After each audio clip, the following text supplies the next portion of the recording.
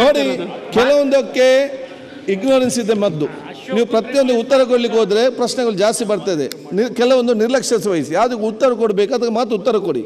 ನಿರ್ಲಕ್ಷ್ಯವೇ ಗೆಲ್ಲೋದಕ್ಕೆ ಮದ್ದಂತ ಹೇಳಲಿಕ್ಕೆ ಬಯಸ್ತೇನೆ. ಮಾನ್ಯ ಅಧ್ಯಕ್ಷರೇ, ಈಗ ಮಂತ್ರಿಗಳು ಏನಂತ ಹೇಳಿದ್ರು, ಸರ್ಕಾರದ ಬೊಕ್ಕಸದಲ್ಲಿ ತೊಂದರೆ ಆಗ್ತೈತೆ, ಹಾಗಾಗಿ ನೀವು ಒಂದು ನಿಮಿಷ ನಿರ್ಲಕ್ಷ್ಯ ನಾವು ಕೇಳ್ತೀವಿ. ನಿರ್ಲಕ್ಷ್ಯ ಮಾಡುವಂತದ ಸಭಾಧ್ಯಕ್ಷರೇ,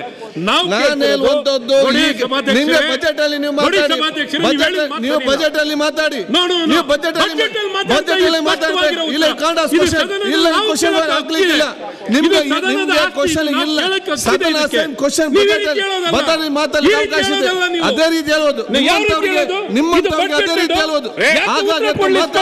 ಇಡೀ ಸದನ ಡಿಸ್ಟರ್ಬ್ ಮಾಡಿಕೊಂಡು ಸಭೆಯನ್ನು ಹಾಳು ಮಾಡುವವರಿಗೆ ಇದಕ್ಕಿಂತ ಕೆಟ್ಟ ಶಬ್ದ ಹೇಳ್ತೇನೆ. ನಿಮ್ಮದು ತುಂಬಾ ಎಷ್ಟು ಅಷ್ಟೇ ಮಾತಾಡಬೇಕು. ಅಲ್ಲಿ ಮಾತ್ರ ಏನ್ ಮಾತಾಡ್ಬೋದಾ? ಅವ್ರ ಪ್ರಶ್ನೆಗೆಲ್ಲ ಉತ್ತರ ಕೊಡೋದು ಆಯ್ತು.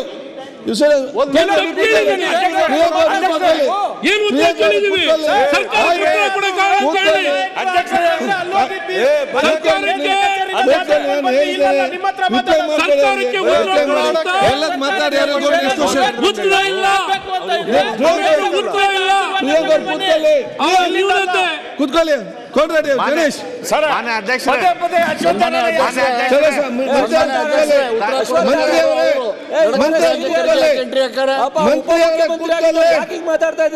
ಮಂತ್ರಿ ಅವರೇ, ಯಾಕೆ ಮಂತ್ರಿ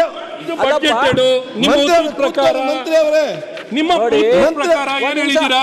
ಯಾಕೆ ನೀವು ಒಂದ್ ನಿಮಿಷ ನಿಮ್ಮ ಉತ್ತರ ಇಲ್ಲ ಸ್ವಾಮಿ, ನಾನು ಹೇಳ್ತೀನಿ. ಚಲೋ ಸ್ವಾಮಿ ಅವರೇ, ನಿಮ್ಮ